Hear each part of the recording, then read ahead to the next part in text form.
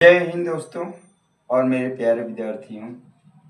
मैं आज गुणांक से संबंधित कुछ प्रश्न बताने जा रहा हूँ। जैसे 5x² y - 3xy + 8 एक बहुपद है और ये दो चर में है। तो इसमें यदि हम 5x² y में y का गुणांक बताना चाहते हैं तो y को हटा देंगे तो इसका गुणांक हो जाएगा 5x²।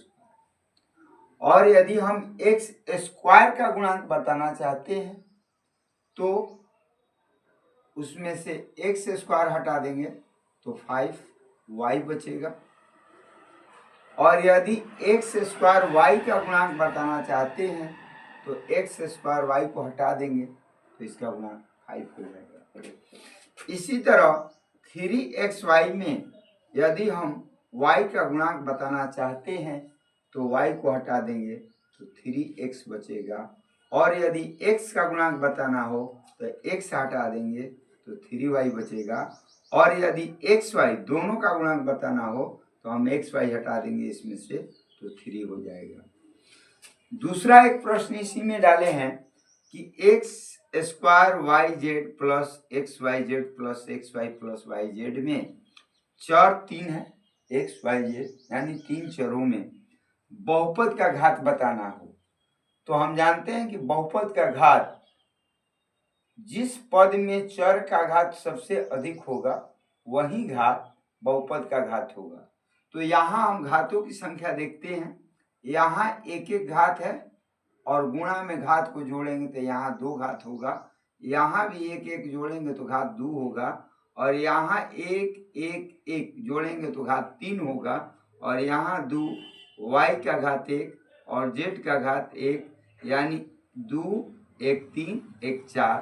इस तरह से इसमें 2 घात है, इसमें 2 घात है, इसमें भी 2 घात, 3 घात है। और इस पद में घात टोटल 4 हैं, इसलिए बहुपद का घात 4 होगा। यानी कि ऐसे में हम चरों के घातों को जोड़कर ही बहुपद का घात बताते हैं। जैसे यहाँ 3 नंबर में भी इसी तरह का सवाल है। x³ y² z + x² yz + xyz में हमको बताना है कि बहुपद का घात कितना है। तो यहाँ z का घात 1 होगा, y का घात 1 होगा, x का घात 1 होगा। और इस पद में हम घात जोड़ेंगे तो 1 जोड़ 2 जोड़ 3 यानी सब 3 आएंगे। और यहाँ पर y का घात 1 है, z का घात 1 है, x का घात 2 है, जोड़ेंगे तो यहाँ 4 घात हो रहा है। और यहाँ जोड़ेंगे तो 3 2 5 और z का 1 मिलाकर 6। तो इसमें 3 घात है, इसमें 4 घात है और इसमें 3 2 5 1 6 घात है। तो सबसे बड़ा घात इसमें है, इसलिए बहुपद का घात 3 2 5 1 6 होगा।